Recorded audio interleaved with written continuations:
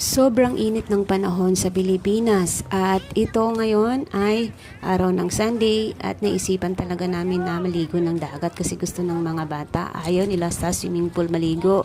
Mas gusto daw nila dito sa dagat. Kaya yun, pagdating namin dito ng 8 a.m. ng umaga, lubog agad yung mga bata sa tubig. At ayan, nag-i-enjoy talaga sila hanggang maghapon kahit sobrang init. Ito naman aking anak at ang aking pamangkin, ang asawa ng aking kapatid ay gumawa ng barong-barong yung pang sagip ng init kasi sobrang init nga talaga at parang may masisilungan din. So doon naman sa kabila yung mga barong-barong ngayon na may bayad.